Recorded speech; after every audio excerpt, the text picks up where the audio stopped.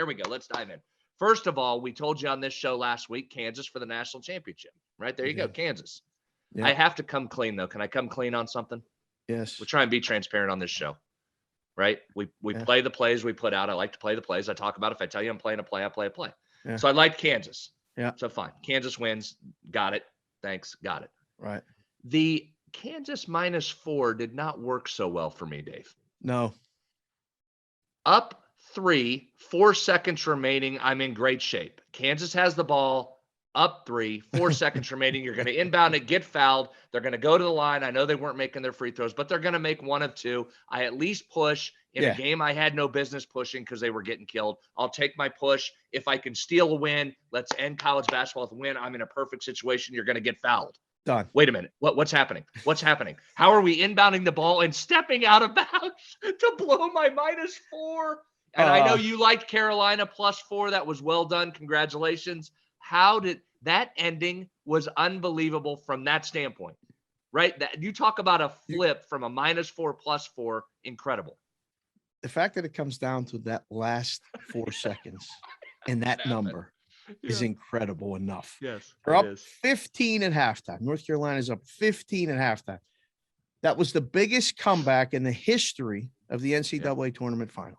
No team has ever come back and won from that deficit.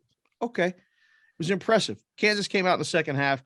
I was going to do the waterfall gif at halftime because, that was the second half. Yeah, that was an automatic play, them being down that much because you saw what was happening. I didn't think they would win the game, but I thought they would come back and at least cover the second half. It was +7.5 or 8.5 in game, 6.5, 7.5 for the second half. Comes down to the end. All right. North Carolina starts chucking threes with 20 seconds to go. You know what's going to happen. Kansas is going to win by 5. And that kid steps out of bounds. And I'm like, oh my, I got a break there. I had the over. So again, to be fully transparent, not even close, but a basket by North Carolina there to tie it would have gotten us probably the over, but it might have put the cover in jeopardy. So it was a hell of a tournament. It was a hell of a run. Did you see that our Peacocks, the coach is gone, and now all the kids transfer? They got in the transfer portal.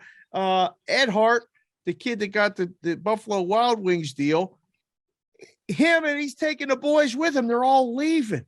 It's a weird time for college athletics, is it not? Welcome to college sports. And in my day job, or actually night job, we do a nightly talk show that airs throughout the state here in West Virginia. We're taught that's constantly, Dave. That's our number one topic of discussion is this transfer portal. It is constant.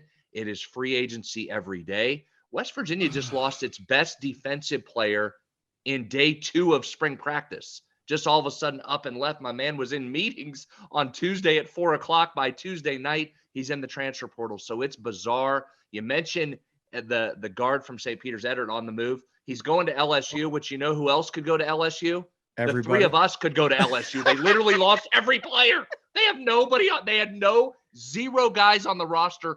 Every scholarship player at LSU basketball was in the transfer portal. They got a new coach coming in, Will Wade, caught on tape, strong ass offer, all his stuff. Finally, 13 years after he was caught on tape, they finally got Will Wade. Everybody's available at LSU. Just a wild time in college sports. And that'll come in next year when we start betting and talking futures. Listen, we could go right now and do our too early 2023 rankings. Who do you put a future? No chance for me, Dave. No chance I'm touching anything college basketball until about the night before opening day next year. It's funny because the books put up the odds the next day. And you literally just see what you closed with the year before and where they were before the tournament and kind of massage them a little bit. And then you just throw the numbers up. Now, nobody really bets them, but I mean, one team that I know is getting a lot of love from, some people that I know is the Creighton Blue Jays. The Creighton Blue Jays are bringing everybody back. They're all staying. So just something to keep in mind, but hell no, nobody's touching college basketball futures now. No chance.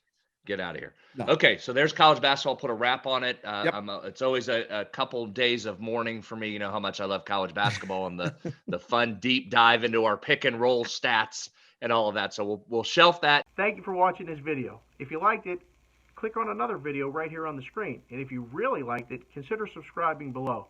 Thanks for watching. We'll see you again soon.